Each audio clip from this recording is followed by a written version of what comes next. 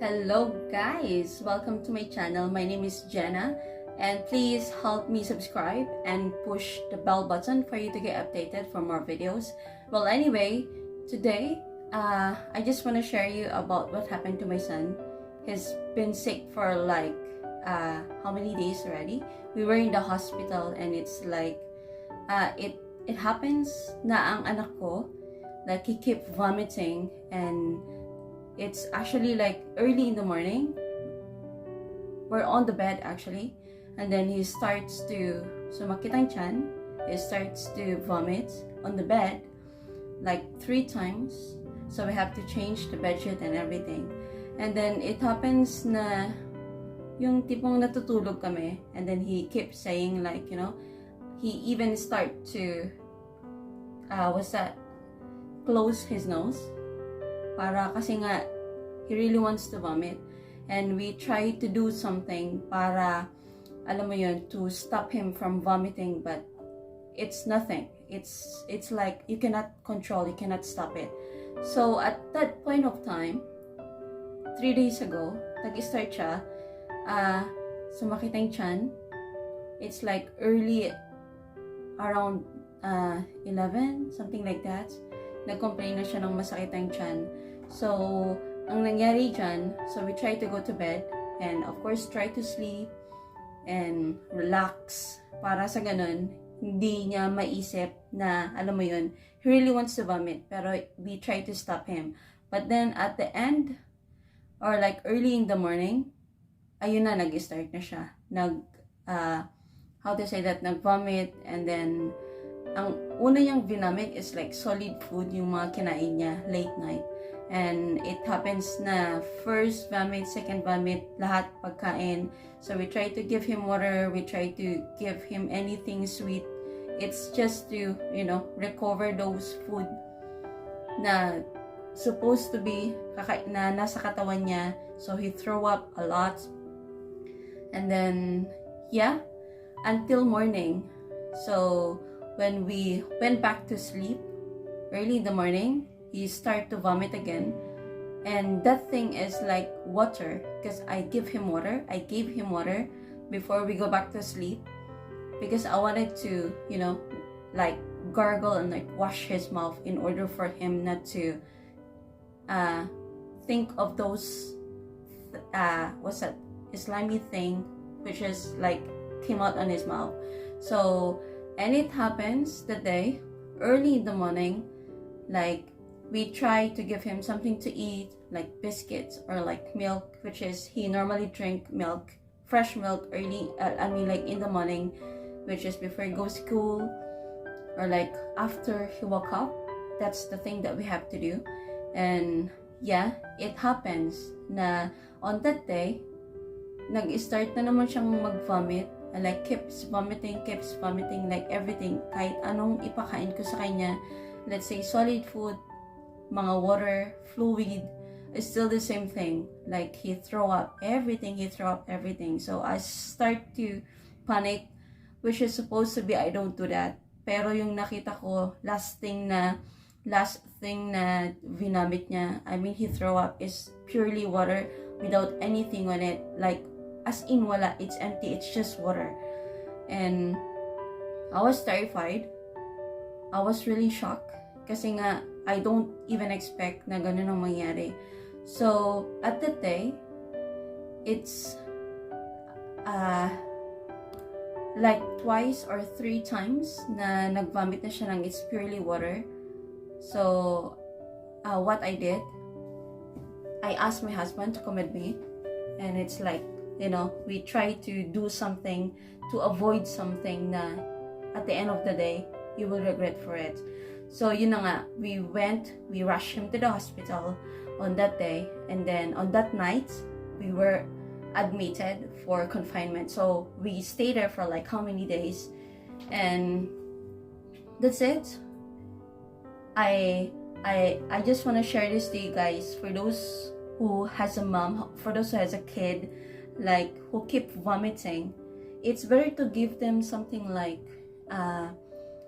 what's that, we don't give him just plain water.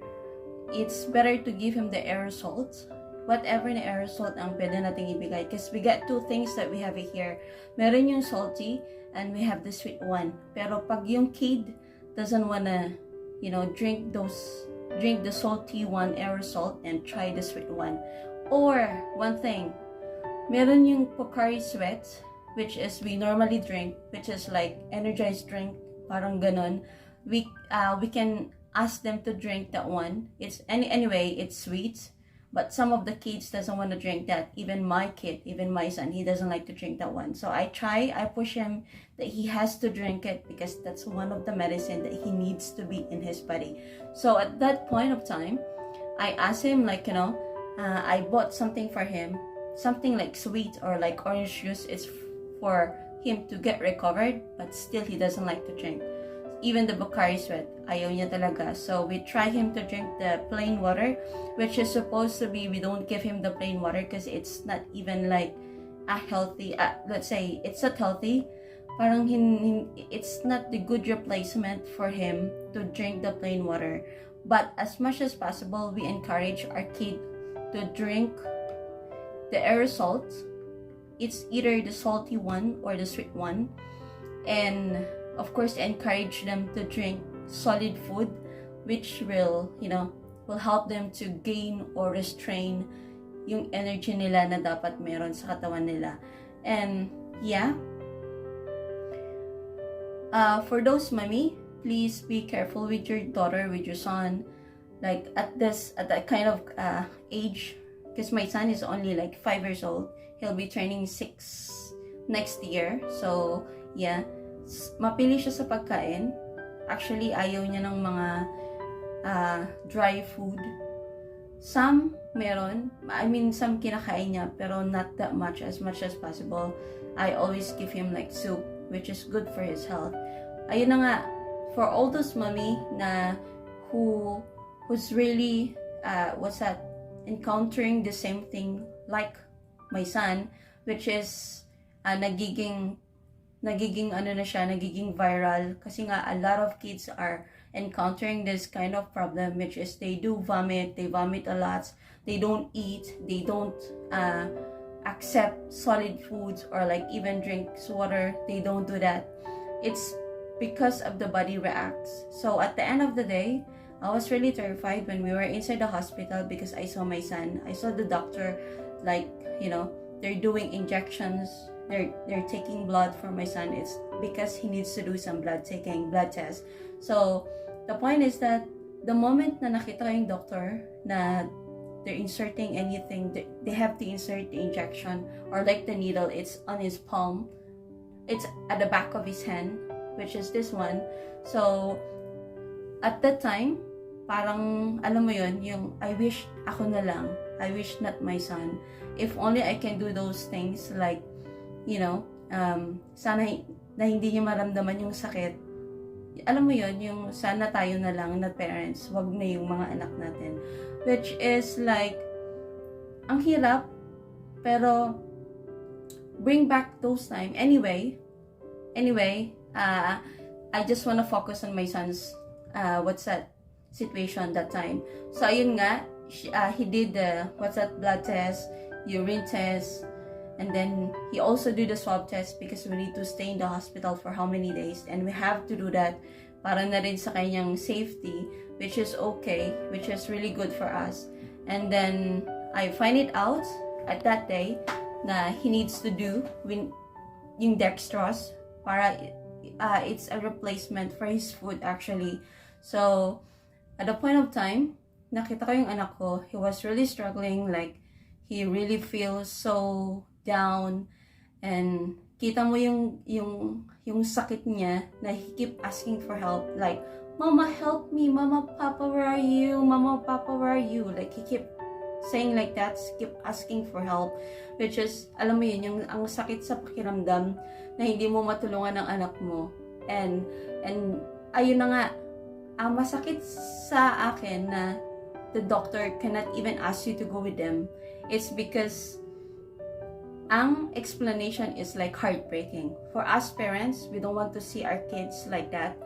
Pero mas masakit na wala ka dun sa tabi nila while they're doing something on your kid na hindi mo man lang mahawakan ng anak mo, na you cannot even do something, like you cannot even help him not to, how to say that, move. Kasi nga, it's because of the needle that they have to point it on his arm, on his hand. So, ayan na nga.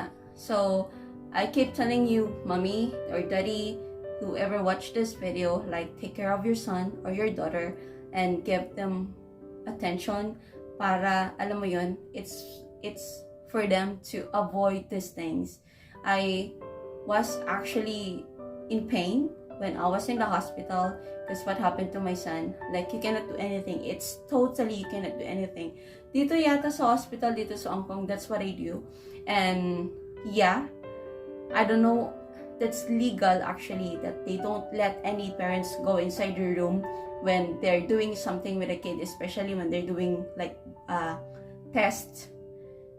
I think that's normal. Yeah, even if you parents ask for it, but still they don't want it. So yeah, really, it's really so bad. It's really so painful that you're gonna see your son or your daughter like inside the room with the doctors taking blood. You cannot do anything, and the feeling is really so different. It's really strange. Like, I was crying. I was watching my son, and I can't even feel. I was crying. I was terrified. I was feeling like, oh, I hope I was in that situation, and don't let my son feel this way, because it's really heartbreaking. So that's it. Please, mommy, daddy, whoever watched this video, take a look at your son or your daughter. Give them enough time. Share my thoughts. I like share my experience. It's for you guys to have knowledge or like how to handle your kid or your son like that. Yeah. Kung may nakita kayong something na it's not good or like something na hindi na talaga siya acceptable for us, mommy, then try to do something. If you're worried about it, like yung nagsusuka siya, and then if it's like 3 times 4 times nagsuka siya na it's just like water, plain water, and didn't even eat anything, then you have to rush your kids to the hospital and let the doctor do something with your kid, like find some ways in order for them to get cured. So ayun na nga, I was really thankful, and I was really thankful for everyone who watched and prayed for my son. And yeah, I was blessed. It's because of that my son is already out of the hospital. And yeah, thank you guys for watching my videos, and please spread love and not hate. Thank you guys. Thank you for watching, and please see you in my next video. Thank you. Bye.